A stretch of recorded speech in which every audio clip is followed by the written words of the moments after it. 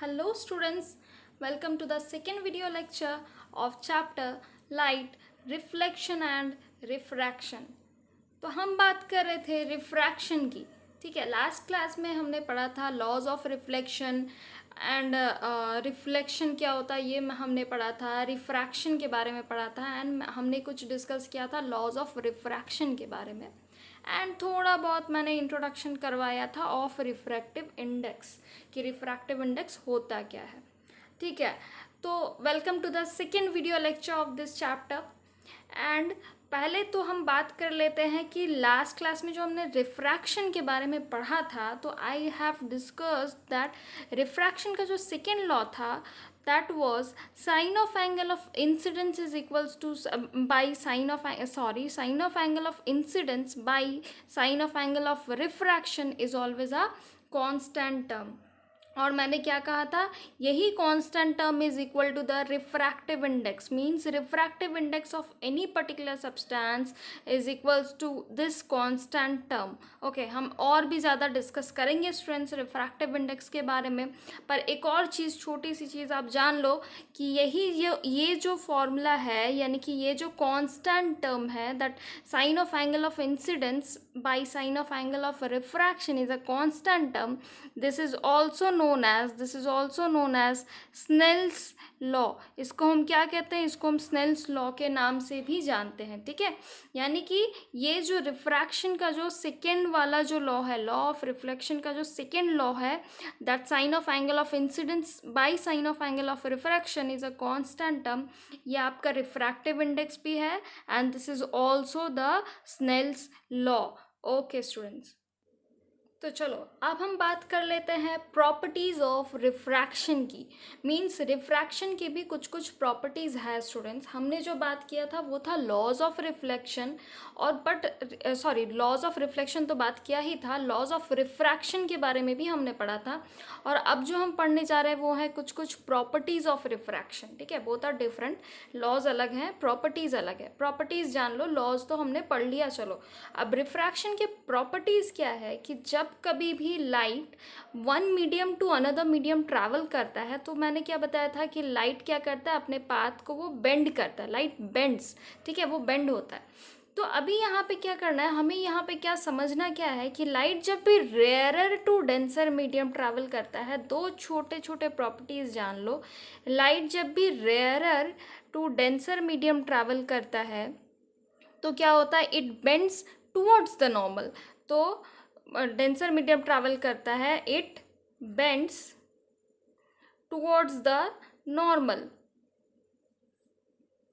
तो लाइट जब भी rare to denser medium travel करता है, मैंने क्या बताया, वो नॉर्मल के तरफ बेंड करता है. यानी कि यहाँ पे अच्छा, रेयर मीडियम क्या होता है, डेंसर मीडियम क्या होता है, ये दोनों मीडियम होते क्या हैं पहले तो हम ये जान लेते हैं. तो रेयर मीडियम वो होता है जहाँ पे कि पार्टिकल्स थोड़े फ्रीली पैक्ड रहते हैं, मीन्स ज़्यादा डेंस नहीं रहता, जिसका डेंसिटी कम रहता है, that is known as rare medium.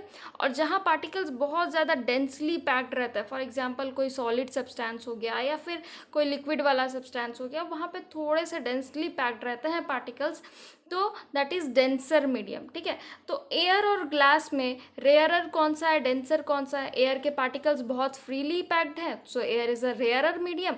And glass के पार्टिकल्स बहुत ही ज़्यादा डेंसली पैक्ड है, so glass is a denser medium. तो यहाँ पे लाइट कहाँ से कहाँ ट्रैवल कर रहा है, लाइट ट्रैवल कर रहा है एयर से ग्लास के अंदर. तो मानो ये है इंसिडेंट रे हमारा. हम क्या बताए थे, this is known as the point of incidence, this is the point of incidence. Point of incidence से हम बना लेते हैं एक नॉर्मल, यानी कि एक परपेंडिकुलर बना लिए हम, दिस इज आ नॉर्मल. तो लाइट क्या कर रहा है, incident ray rarer to denser medium travel कर रहा है, rarer to denser medium travel कर रहा है, so it bends towards the normal. Means light को जाना चाहिए था ऐसे स्ट्रेट पाथ में, वो ऐसे स्ट्रेट पाथ में जाना चाहिए था, लेकिन वो क्या करेगा, वो बेंड कर लेगा अपना पाथ को इस तरीके से. ठीक है, light will bend its path. और ये क्या हो जाएगा अपना, ये हो जाएगा एंगल ऑफ इंसिडेंस और ये हो जाएगा अपना angle of refraction, not reflection, this is angle of refraction students, क्योंकि यहाँ पे light one medium to another medium travel कर रहा है, सो यहाँ पे क्या हो रहा है, रिफ्रैक्शन हो रहा है, रिफ्लेक्ट बैक नहीं हो रहा है लाइट. तो अभी ये लाइट क्या आएगा, लाइट रे यहाँ तक पार होके आएगा, ठीक है। So this is our refracted ray, this was our incident ray, ये हो गया अपना रिफ्रैक्टेड रे। अभी यहाँ पे जहाँ पे ये जो पॉइंट पे, जिस भी पॉइंट पे आया अभी लाइट, अच्छा ये एयर था, ये ग्लास था, ग्लास के बाहर में अभी मान लो अभी ये फिर से क्या है, ये फिर से आ गया यहाँ पे एयर, ठीक है। ग्लास के बाहर में अभी फिर से एयर ही रहेगा ना। तो यहाँ पे अभी मान लो अब इस वाले पॉइंट से अगर अब हम नॉर्मल ड्रॉ करते हैं तो अभी लाइट कहाँ से कहाँ ट्रैवल कर रहा है, ग्लास से एयर तक अब लाइट ट्रैवल कर रहा है। देखो अभी light denser medium to rarer medium travel कर रहा है, तो डेंसर टू रेयरर ट्रैवल करने से जस्ट उल्टा होता है। जब भी डेंसर टू रेयरर ट्रैवल करता है तो इट बेंड्स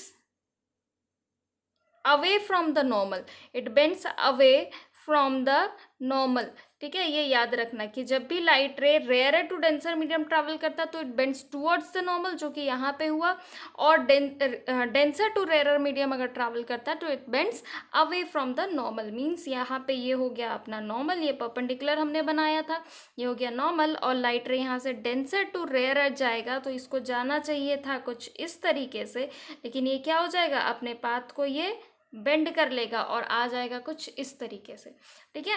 तो ये हो गया अपना जो लाइट रे का जो पाथ रहेगा। This ray is known as emergent ray, this ray is known as emergent ray, और ये बन जाता है अपना angle of emergence. This angle is known as angle of emergence and this is our emergent ray. Clear है ना students, बहुत easy सा चीज़ है, ठीक है। It is not at all difficult. तो हमने पढ़ लिया दो प्रॉपर्टीज रिफ्रैक्शन के, कि रेयर टू डेंसर में bends away, bends towards the normal, and denser to rare में bends away from the normal. अब यहाँ पे एक दो प्रॉपर्टी और है स्टूडेंट्स, कि ये वाले लाइन को है ना अगर आप एक्सटेंड कर दो, ये कौन सी लाइन थी, ये कुछ भी ऐसे कुछ भी एक्चुअली में ये लाइन नहीं है, ये हमने ये लाइन ड्रॉ किया था कि अगर इंसिडेंट रे अगर ऐसे नॉर्मल अगर ड्रॉ करो तो ये ऐसा आ जाएगा। मतलब अगर इंसिडेंट रे को अगर स्ट्रेट ड्रॉ करो विदाउट बेंडिंग इट्स पाथ, ऐसा तो होता नहीं है ना, एक मीडियम से दूसरे मीडियम में जा रहा तो डेफिनेटली बेंड होगा, लेकिन मान लो हम लोग विदाउट बेंडिंग इट्स पाथ अगर हम लोग उसको स्ट्रेट अगर हम लोग बना ले तो ये क्या होगा, अगर तो ये लाइन हमें मिलेगा, ठीक है। तो आप देखोगे कि ये जो इमर्जेंट रे वाला जो लाइन, ये जो लाइन है और ये जो लाइन है, ये दोनों लाइन हमेशा हमें क्या मिलेंगे, पैरेलल मिलेंगे। यानी कि आपको ऐसा देखने को मिलेगा कि इंसिडेंट रे और इमर्जेंट रे ये दोनों पैरेलल मिलेगा, और आपको क्या मिलेगा, ये जो एंगल ऑफ इंसिडेंस है ना, ये आपको मिलेगा angle of refraction, sorry angle of emergence के बराबर। Means angle of incidence will be equal to angle of emergence, ठीक है। आपको ये दोनों प्रॉपर्टीज आपको देखने को मिलेंगे। In case of refraction of light आपको ये दोनों प्रॉपर्टीज देखने को मिलेंगे, और प्रॉपर्टीज तो स्टूडेंट्स खैर ये दोनों भी है, ठीक है। तो ये सारे कुछ छोटे छोटे पॉइंट्स है जो आपको याद रखने हैं, ठीक है। ओके, तो चलो अब हम बात कर लेते हैं रिफ्रैक्टिव इंडेक्स की, ठीक है। रिफ्रैक्टिव इंडेक्स में तो मैंने आपको बताया ही था ना कि रिफ्रैक्टिव इंडेक्स क्या है, एक कांस्टेंट टर्म है जो कि sine of angle of incidence और sine of angle of refraction का क्या होता है, रेशियो होता है। ये यूनिटलेस डायमेंशनलेस एक कंपोनेंट है, और इसे हम क्या से डिनोट करते हैं, इसे हम डिनोट करते हैं एन से। Refractive index is denoted by N, ठीक है। तो अभी मानो आपको यही वाले सेम एग्जाम्पल पे अभी हम रिफ्रैक्टिव इंडेक्स का देखो आपको बताते हैं। मान लो आपको रिफ्रैक्टिव इंडेक्स निकालना है of glass with respect to air. Means refractive index of glass आपको एक कांस्टेंट टर्म आएगा ना कुछ भी, तो कैसे निकालोगे आप constant term, refractive index of glass with respect to air आपको निकालना है, तो कैसे निकालोगे ये समझ लो। तो refractive index of glass with respect to air को लिखा ऐसे जाता है स्टूडेंट्स, पहले आप ग्लास को लिखोगे तब आप एयर को लिखोगे। जिस चीज़ का रिफ्रैक्टिव इंडेक्स निकालना उसको पहले और दूसरे वाले मीडियम को बाद में। तो speed of light is this is equals to speed of light in air by speed of light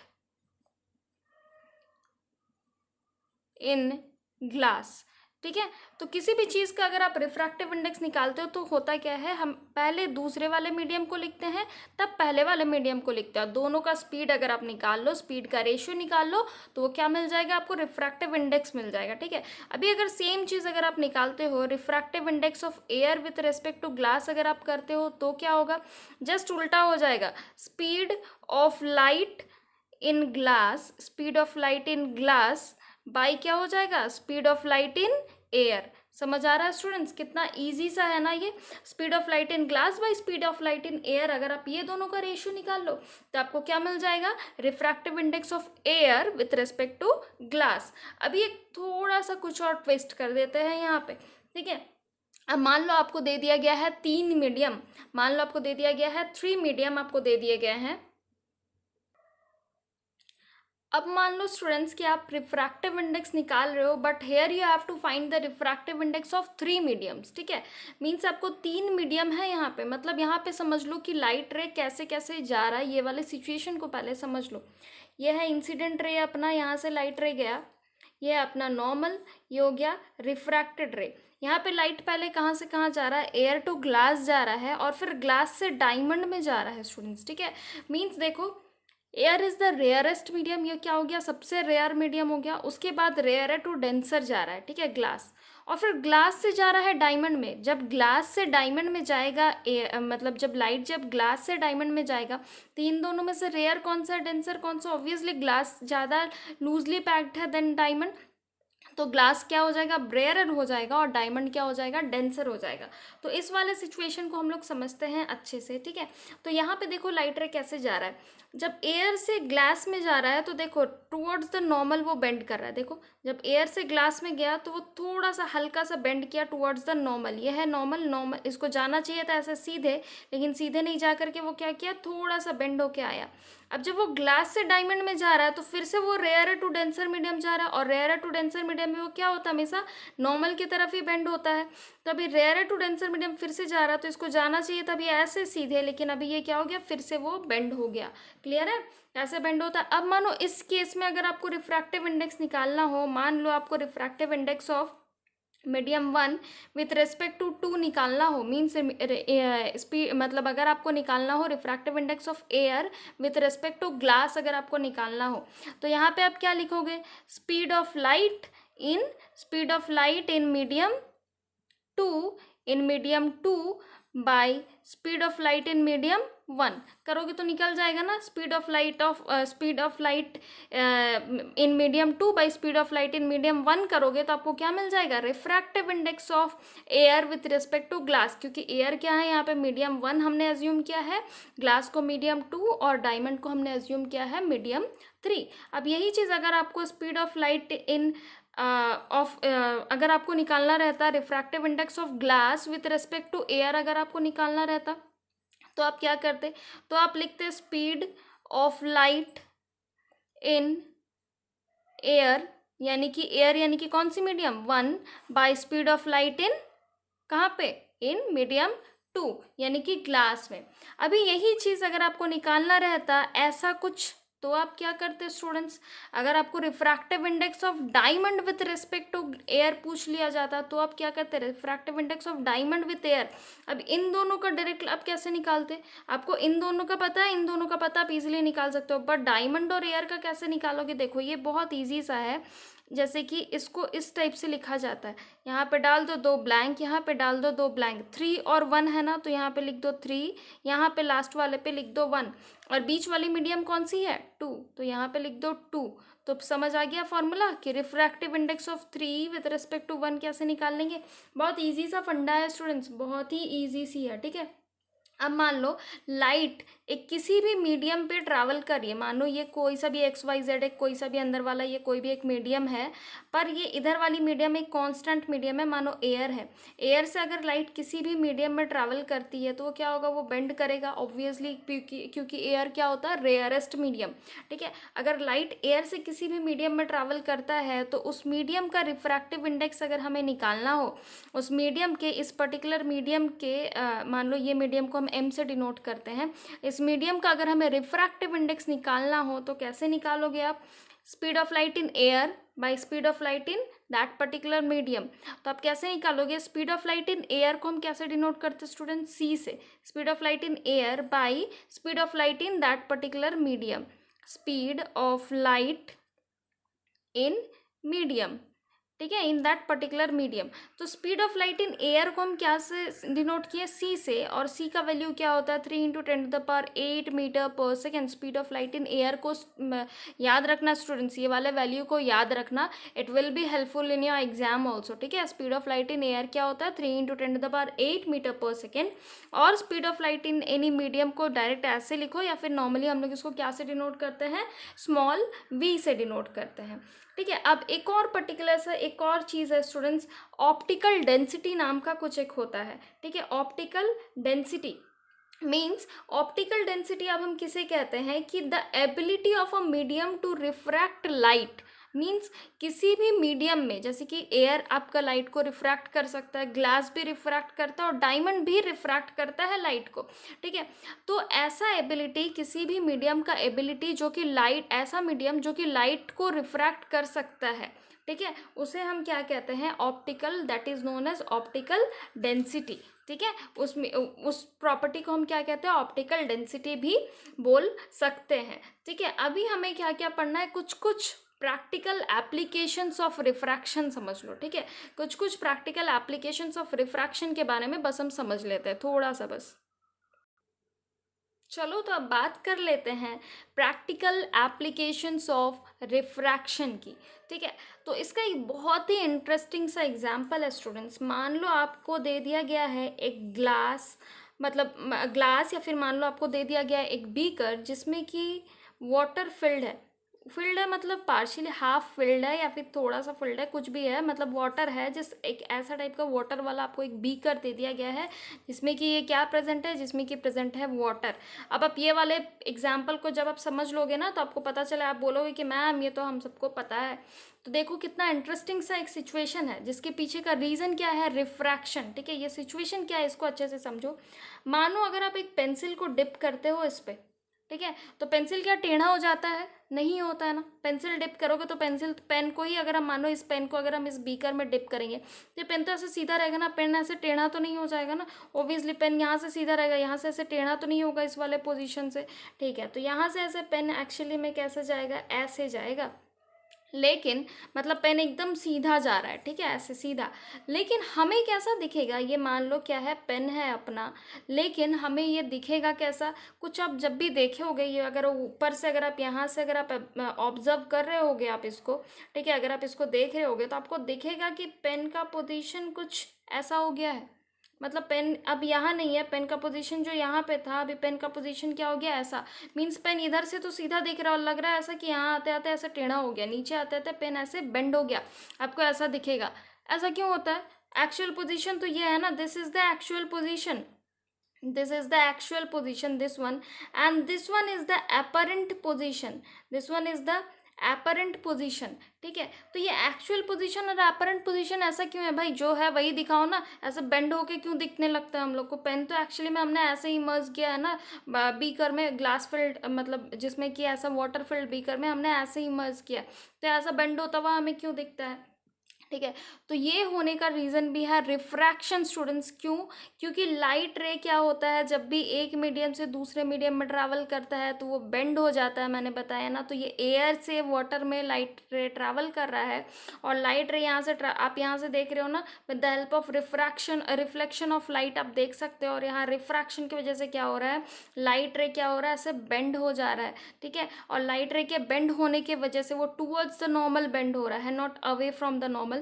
तो वो टूवर्ड्स द नॉर्मल बेंड हो रहा है, क्योंकि रेयर टू डेंसर मीडियम, ये एयर है और ये वाटर है, रेयर टू डेंसर मीडियम हो रहा है और वो टूवर्ड्स द नॉर्मल बेंड हो रहा है। इसलिए हम क्या दिखता है, हमें दिखता है कि पेन क्या हो गया है, बेंड हो गया है, जबकि पेन का एक्चुअल पोजीशन ये रहता है, और हमें दिखता है ऐसा है कि पेन है इस पोजीशन में, but this is the apparent position of the pen and this is the actual position of the pen। Students, I am also providing you the notes. You can go to the description box of every lecture, of every video lecture, and you can access the notes also. Just download that PDF format and you can access the notes also. ठीक है, thank you students.